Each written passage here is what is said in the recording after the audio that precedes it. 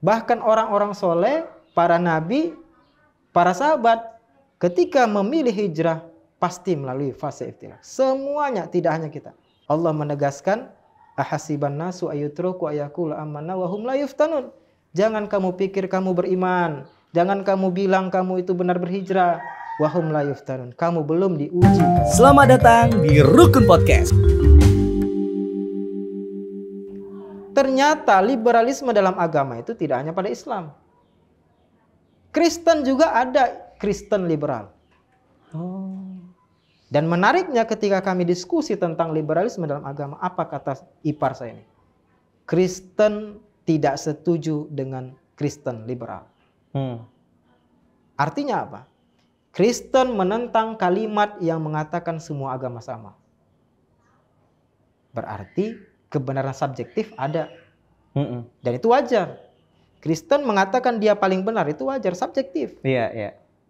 Semua agama subjektif, kebenaran subjektif itu ada. Nah, ketika non-muslim tidak menerima agama yang liberal, lah kenapa Islam kemudian mengagung-agungkan Islam liberal? Iya. Itu yang lucu dan menarik menurut saya. Sehingga, nah ini boleh disampaikan, bahwa kalau mereka menentang agama yang liberal, Islam seharusnya lebih keras lagi menentang Islam liberal. Karena jelas dalam Islam, innad dina indallah Islam. Ya, kita meyakini agama yang diridhai Allah yang benar adalah Islam. Dan jelas, qul huwallahu ahad. Allah tegaskan, katakan Allah itu esa. Itu jelas. Berarti sama kakak itu komunikasi tetap aktif walaupun memang terdapat dialog-dialog yang sangat ilmiah gitu ya Ustaz ya. Iya. Jadi seiring waktu pendewasaan itu jelas ada. Iya. Kedewasaan itu jelas ada seiring waktu. Jadi mereka menganggap ketika saya pertama kali masuk Islam itu dipengaruhi. Mereka menganggap ini bakal jadi teroris gitu. Itu pertama kali. Tetapi kedewasaan itu muncul, kedewasaan itu hadir ketika seiring tahun mereka melihat ternyata si Kristen ini Islam ya serius, sungguh-sungguh. Bahkan dikenal di kalangannya jadi dai kan gitu.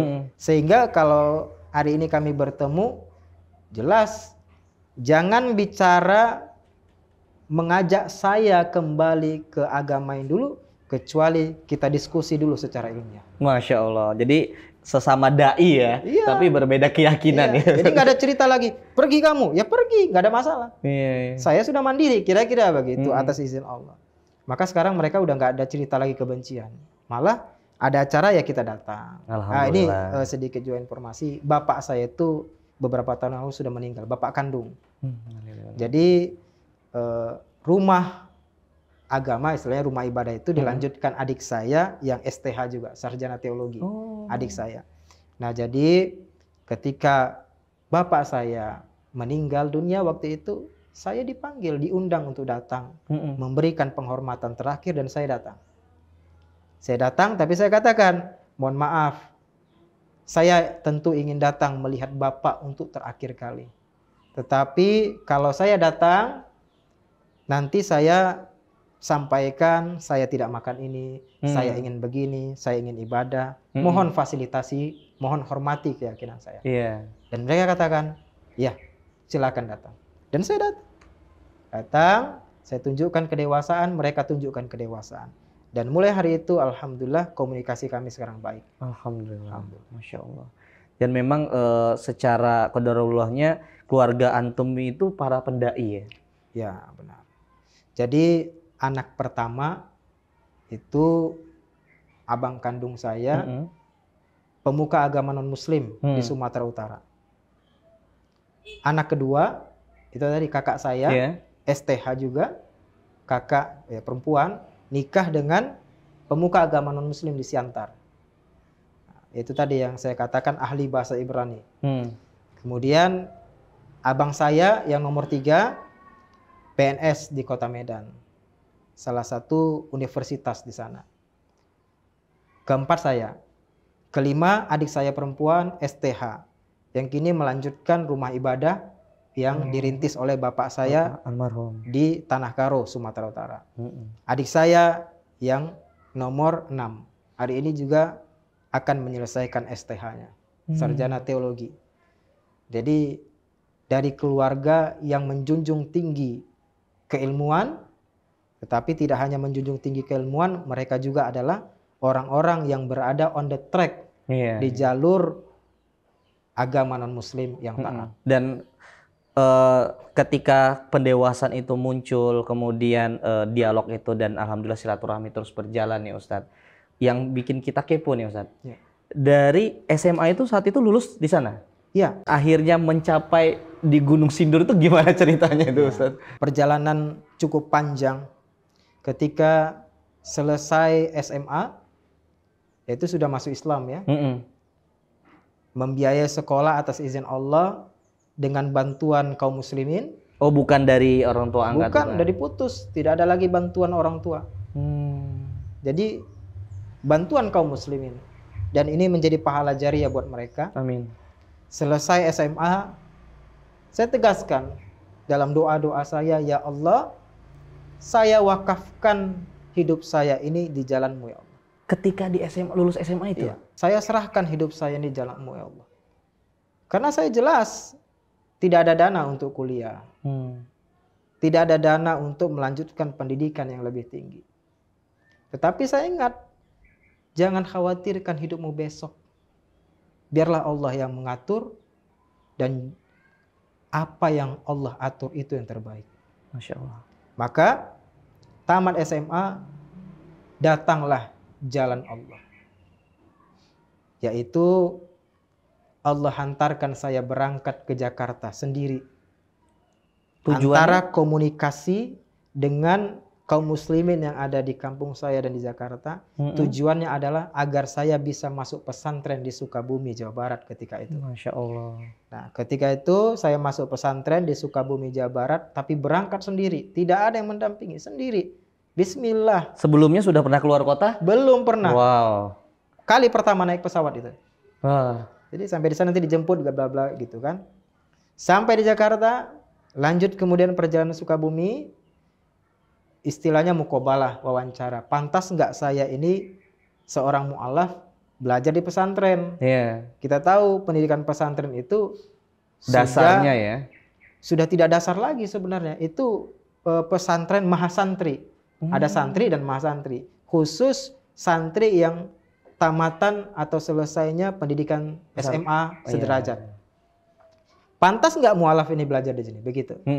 Lewatlah proses wawancara. Alhamdulillah atas izin Allah lulus. Dan belajar bahasa Arab, belajar menghafal Quran. Berapa lama Ustaz? 1 tahun. Keluar dari pesantren, ini lucu dan menarik. Saya keluar dari pesantren, tidak tahu lagi bahasa Indonesia. Wah, karena sehari-hari bahasa Arab. Bahasa Arab.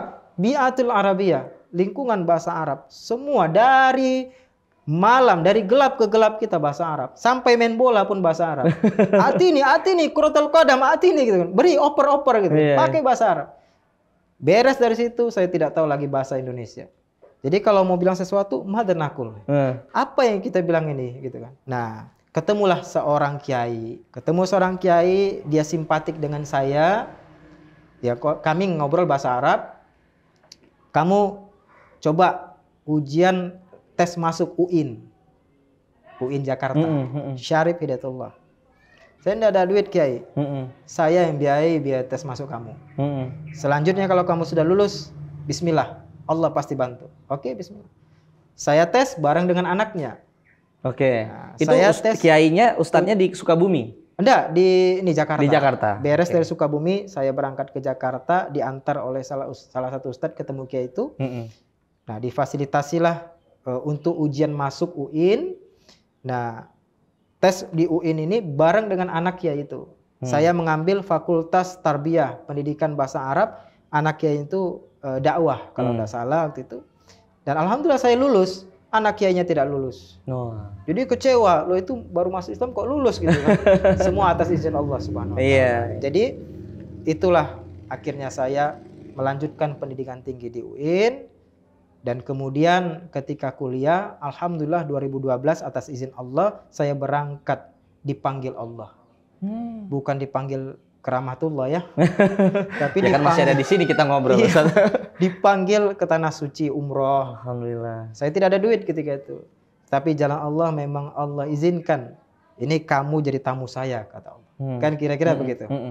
Kamu saya izinkan nanti di rumah saya mengucapkan labbaik Allahumma labbaik.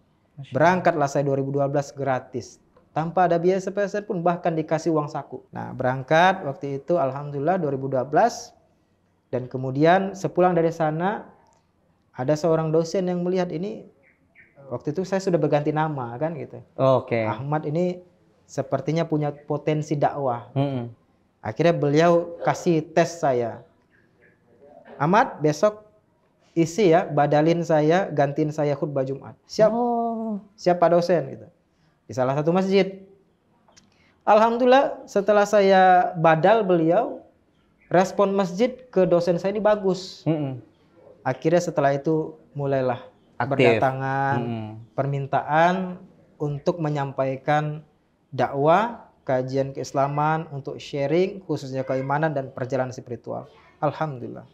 Dan dari perjalanan itu pun tidak sedikit yang sudah kita Islamkan. Oh gitu Ustaz. Dan lebih dari itu tidak sedikit yang sudah kita atas izin Allah kita selamatkan, yang awalnya ingin murtad akhirnya membatalkan niatnya dan bertahan dalam keyakinan Islam. Itu saat itu dakwahnya di mana Ustaz? Maksudnya ada dialog juga dengan non muslim sehingga akhirnya mu'alaf, juga ada dialog juga sama sesama muslim yang hampir murtad itu. Iya. Jadi ketika dakwah itu kan ada beberapa masjid yang corongnya kan sampai keluar tuh. Nah, kita kan tidak tahu di samping masjid ini ternyata ada non muslim. Oh, saat itu antum menjadi penceramah. Iya, benar.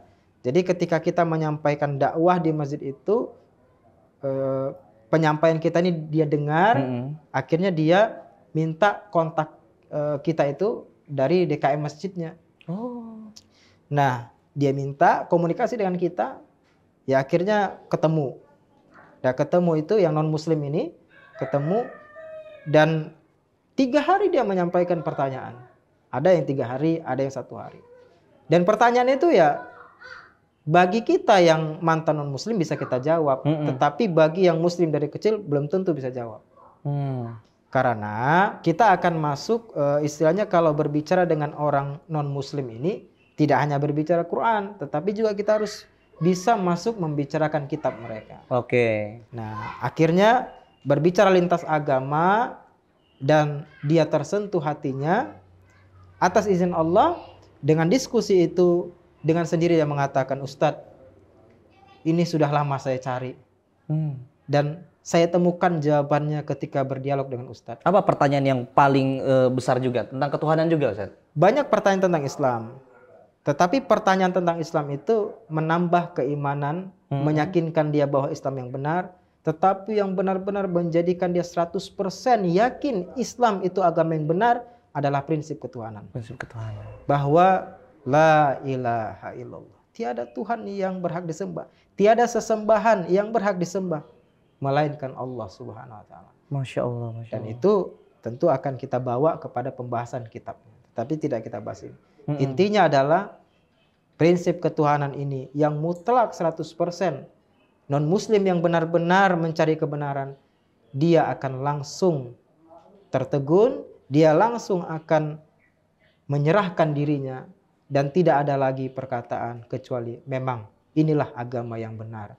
Sesungguhnya Islam itu agama yang membawa saya kepada hidup yang baik dan akhir yang baik, surga Allah subhanahu wa ta'ala. Masya Allah. Ya mungkin juga buat sahabat rukun yang Ustadz kebetulan juga kayaknya ya subscriber kita ada sekitar 5-10% itu non muslim juga Ustadz. Ya mungkin kalau ingin berdialog dengan antum boleh langsung. Boleh langsung, nanti kita kasih kontaknya ya Ustadz ya. Kontak jangan lupa kontaknya ada di bawah ini. Masya Allah. Siapa tahu juga menjadi salah satu media atau wadah diskusi ataupun ranah keilmuan sehingga bisa menemukan hidayah di situ ya Ustadz ya. Ya sebenarnya tidak saya aja. Kalau kita cari di YouTube itu banyak sekali dai-dai mantan non muslim yang punya kapasitas menjelaskan kajian perbandingan agama yang akhirnya membawa mereka kepada satu prinsip yaitu tauhid. Banyak. Ada Ustadz Syamsul Arifin Nababan, beliau guru saya. Saya juga banyak belajar dari beliau. Ada Ustadz Abdul Aziz Laya yang berasal dari Nias dan banyak lagi. Ada Ustadz Khalifah Sinaga. Ya, banyak lagi. Artinya tidak hanya saya lah. Alhamdulillah ini bukti bahwa Allah benar-benar menolong agamanya dengan datangnya beramai-ramai orang yang kemudian memilih Muslim, memilih kembali fitrah, dan akhirnya mereka Allah pilih menjadi dai-dai Allah. Masya Allah. Bagaimana sih Sat untuk bisa istiqomah dalam berdakwah yang memang dari awal cerita ini kan ujiannya luar biasa Sat. Ujiannya dari keluarga, ujiannya dari finansial, ujiannya dari seusia itu yang seharusnya ya tadi senang-senang, jalan-jalan, ataupun punya perencanaan untuk masa depan. Ini sudah mewakafkan diri untuk di wilayah dakwah. Saya meyakini bahwa la haula wala quwata illa billah. Apapun yang dalam kehidupan kita ini, kita on the track istiqomah itu tiada lain adalah atas pertolongan Allah. Maka jangan pernah letih untuk berdoa, ya Allah, tolong berikan aku kekuatan untuk bisa melalui ujian yang Engkau berikan. Jangan pernah minta ujian tidak ada, karena ujian pasti akan ada. Ya Allah, kuatkan aku, itulah minta. Dan saya mendengar dari guru saya, dan saya pelajari, siapapun, nah ini bagi yang sedang hijrah, karena ini berkaca dari kisah hidup saya.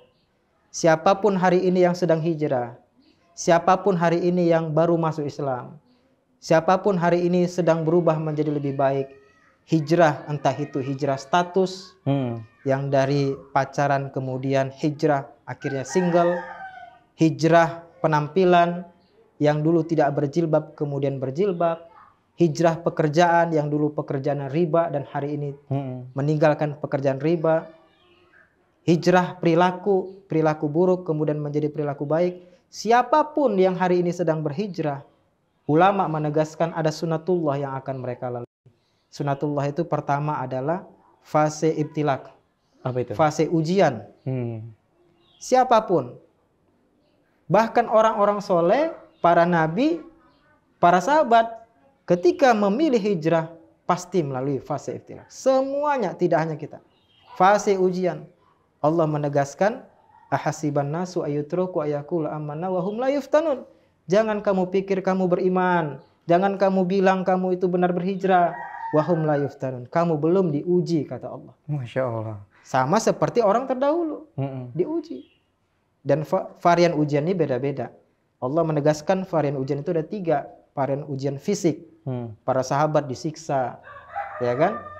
Ujian perasaan, zulzilu, ya digibahin, diomongin, dikatakan kamu anak durhaka, ngapain pakai jilbab kayak ninja gitu kan?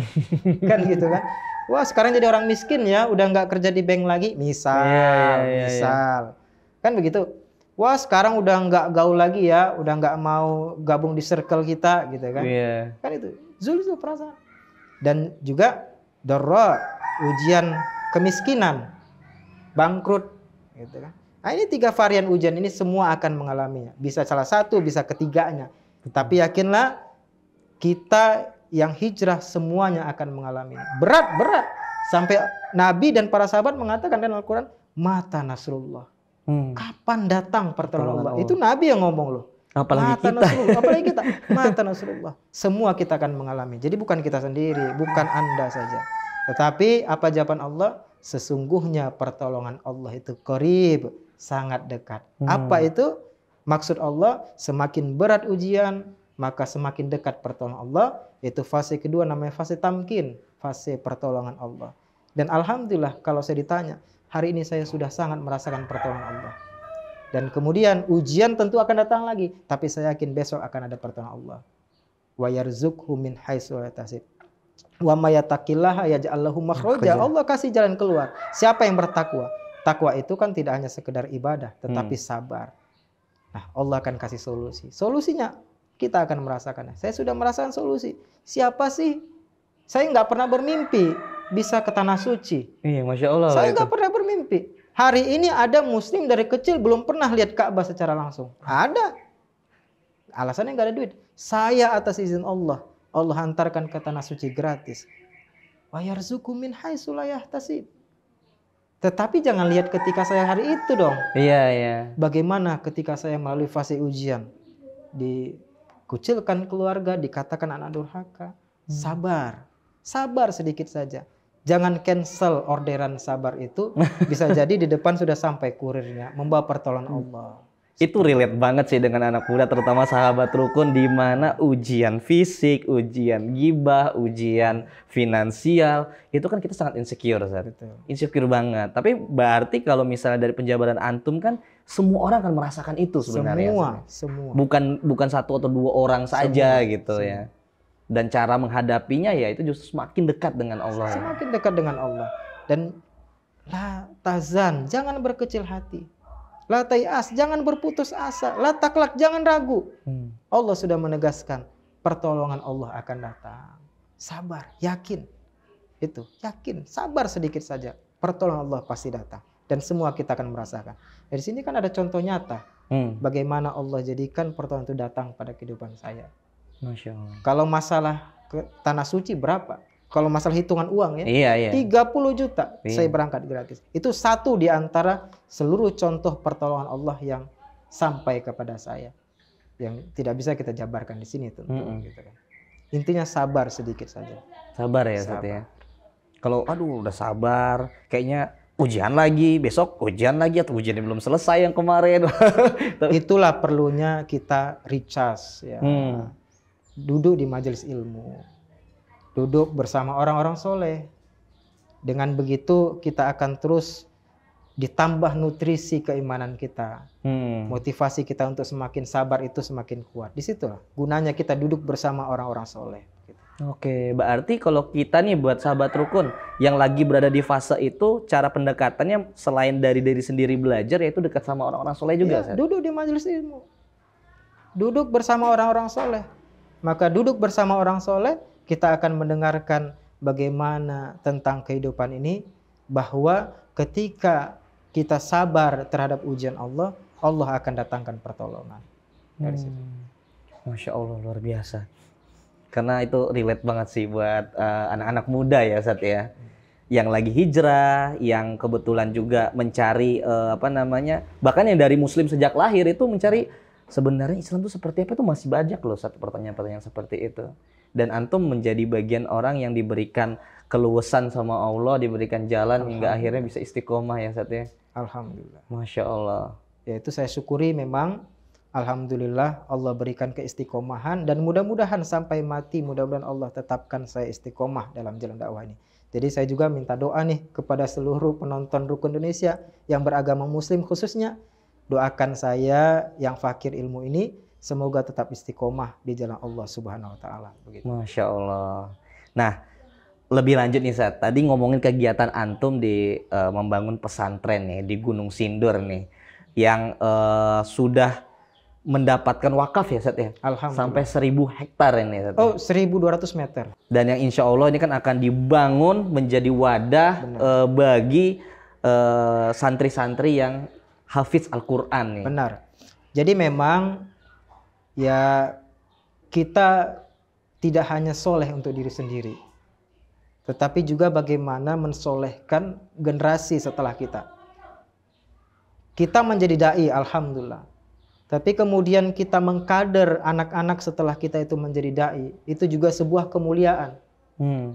Maka dari dulu saya memohon kepada Allah, ya Allah berikan jalan bagi saya untuk engkau amanahkan, memiliki istilahnya engkau amanahkan lembaga pendidikan ataupun tempat pendidikan pesantren untuk membina anak-anak bisa menjadi dai selanjutnya, menjadi penghafal Quran, khususnya misalnya dari anak-anak yang mantan non-muslim, yang mereka tidak ada tempat, yang ketika mereka terbuang, mereka tidak tahu harus kemana. Maka izinkan ya Allah saya memiliki wadah itu. Oh, untuk ini juga menampung teman-teman yang mu'alaf itu ya Ustaz? Iya. Jadi kan berdasarkan pengalaman saya ketika saya baru masuk Islam itu kan, alhamdulillah masih ada panti asuhan yang berkenan menampung saya.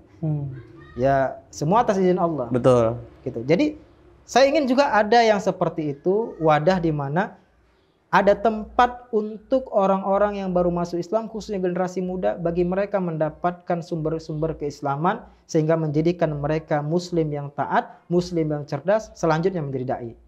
Nah, itulah doa saya. Alhamdulillah atas izin Allah kita ada tanah ini dan bisa antum lihat, tim Rukun Indonesia juga bisa lihat, alhamdulillah kita sudah selesaikan ini. Alhamdulillah. Namanya Masjid Ghairul Jami. Alhamdulillah, kalau Masjid Jami kan dilakukan sholat Jumat. Di sini tidak dilakukan sholat Jumat, sholat 5 waktu. Dan selanjutnya nanti bisa kita lihat tanah yang akan sudah dipatok, yang akan nanti akan kita bangun asrama untuk bagi mereka para santri. Masya Allah. Dan buat sahabat Rukun juga yang mau untuk kontribusi, silahkan. Yang mau untuk mewakafkan sebagian rezekinya, sangat luar biasa kita taruh sangat di deskripsi luar biasa. ya Ustaz ya. Inilah peluang di antara peluang yang terbaik. Ya ini bagaimana kita bareng sama-sama untuk menjadikan generasi yang akan datang menjadi generasi Qur'ani. Masya Allah. Untuk menjadi da'i, untuk menjadi pendakwah-pendakwah yang cerdas, yang akhirnya nanti memberitakan tentang keindahan dan kebenaran agama Islam. Masya Allah. Nah ini tempatnya salah satunya. Maka nanti bisa teman-teman lihat. Silahkan yang mau datang juga silahkan untuk melihat lokasinya di Gunung Sindur. Ya macet-macet sedikit tidak apa-apa. Nah, begitu kan? Biasa lah ya kalau biasa lah daerah macet-macet Jabodetabek ya. Nah, jadi silahkan nanti datang lihat. Mudah-mudahan Allah mengizinkan, insya Allah pembangunan untuk asrama dimulai bulan Syawal. Semoga diberikan kemudahan ya Ustaz ya. Ya, insya Allah akan pilih. Jadi begini, orang yang membantu kebaikan itu Allah yang pilih. Apakah antum menjadi salah satu yang Allah pilih? Itu tanya pada diri masing-masing. Siapa yang Allah pilih, maka akan tergerak hatinya. Oh, saya harus bantu. Saya harus ambil bagian. Walaupun hanya satu bata. Walaupun hanya satu semen. Tetapi kalau Allah tidak pilih, segimanapun banyak hartanya dia tidak akan tergerak untuk membantu. Biasanya juga anak muda kan agak malu saat saya cuma punya 10.000 nih transfer, malu nggak nih, aduh kata dia. Benar. Iya. Jadi kita sampaikan wakaf itu jumlahnya tidak harus besar. Berapapun yang Anda sisihkan, maka itu menjadi meringankan hisab kita di yaumil qiyamah. Amin, amin. Dan itu bukti keimanan. Bagaimana ketika kisah burung pipit membawa setetes air untuk memadamkan api Ibrahim, kira-kira begitu. Kemudian hewan-hewan lain mengatakan, wah burung pipit, mana bisa setetes air itu memadamkan api nabinya Ibrahim. Nah, tetapi burung pipit mengatakan, saya tahu setetes air saya ini tidak bermanfaat untuk memadamkan apinya Nabi Ibrahim. Tetapi yang saya tahu bahwa sedikit yang saya bawa ini menegaskan saya berada di posisi yang mana. Masya Allah. Di posisi orang yang membela agama dan menolong agama Allah, atau di posisi orang-orang yang menzolimi agama Allah. Maka sedikit yang Anda berikan, sedikit yang kita berikan, ikhlas karena Allah, itu menegaskan di mana posisi kita berada. Masya Allah, para pencari amal jariah ini. Nah satu lagi Ustadz, tips. Kalau tadi kita bicara soal non-muslim, kita bicara soal mu'alaf, terutama perjalanan secara spiritualnya antum. Ini boleh kasih tips buat sahabat Rukun yang memang sejak lahir sudah alhamdulillah mendapatkan kenikmatan Islam sendiri. Namun biar lebih mantap lagi agar tidak ada pertanyaan-pertanyaan terkait keyakinan Al-Quran. Misalnya fondasi-fondasi yang kerap atau seringkali di media sosial tersebar dari narasi-narasi non-muslim. Oh Islam itu seperti ini, tadi bicara soal teroris. Oh Al-Quran itu seperti ini dan lain sebagainya. Bagaimana untuk kita belajar sih Ustaz? Saya kira sangat banyak guru-guru, dai, ustadz yang istiqomah untuk menyampaikan dakwah tauhid yang benar. Saya kira sangat banyak. Maka cari mereka, duduk bersama mereka, belajar dengan mereka, atau dengarkan tausiah-tausiah mereka. Khususnya yang membahas tentang tauhid, akidah, membahas tentang kebenaran agama Islam. Masya Allah. Jangan ikuti paham-paham yang kemudian paham itu mengatakan semua agama benar. Ya kita katakan sekularisme dalam Islam, liberalisme dalam Islam, itu tidak usah diikuti.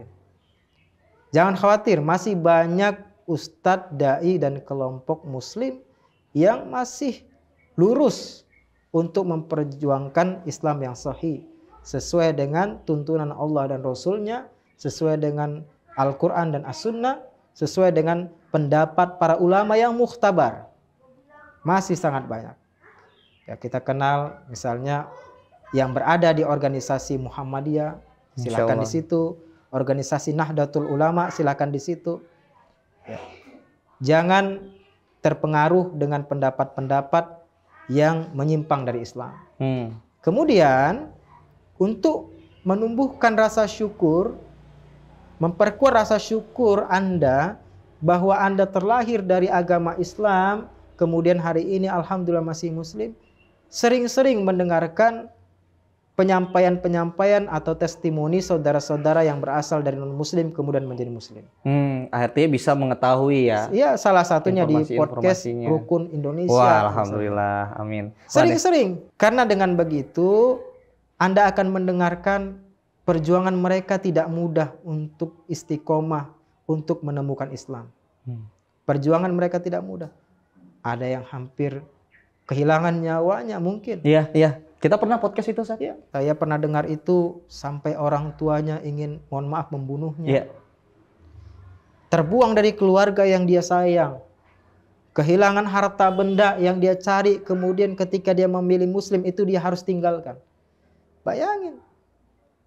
Nah, Anda hari ini alhamdulillah berada dalam keluarga muslim dan dulu lahir dalam keadaan ayah dan ibu muslimah. Alhamdulillah. Ayah muslim, ibu muslimah, lahir diazanin, diikomatkan misalnya, kan begitu. Itu syukurin. Anda tidak pernah merasakan bagaimana kemudian ketika sholat akhirnya diacungin parang, diacungin ancaman gitu. Nah, dimarah ketika sholat hanya karena dia mantan non muslim, gitu kan? Anda tidak pernah merasakan gitu. Malah Anda merasakan ketika Anda sholat, ketika Anda ngaji, Anda disayang oleh keluarga. Maka syukuri itu. Nah, itu akan muncul ketika sering-sering mendengar perjalanan spiritual dari saudara-saudara mantan non-muslim. Sering-seringlah. Itu melembutkan hati kita insya Allah dan menjadikan kita bersyukur lahir dalam keadaan keluarga muslim dan akhirnya menumbuhkan, melahirkan keinginan kuat untuk mati dalam keadaan beriman Islam. Amin, amin, amin. Semoga kita semua menjadi bagian dari doa-doa itu. Amin, Allahumma amin. Alhamdulillah nih, Ustaz. Terima kasih banyak sharingnya bersama sahabat rukun. Yang sahabat rukun ini izin untuk agar sharing ini bisa menjadi kebermanfaatan buat penonton semuanya. Dan terima kasih juga atas silaturahminya, berkenan waktunya kepada sahabat rukun semua ya Ustadz ya. Buat sahabat rukun juga jangan lupa untuk di-subscribe channel kita, di-like, komen, dan juga di-share agar kita makin semangat lagi nih untuk memberikan konten-konten narasumber-narasumber yang insya Allah luar biasa seperti Ustadz di sebelah saya ini, yang kita akan selalu mendapatkan ilmunya, kita mendapatkan manfaatnya, dan kita mendapatkan doanya. Terima kasih Ustadz. Wassalamualaikum warahmatullahi wabarakatuh. Waalaikumsalam. Selamat datang di Rukun Podcast.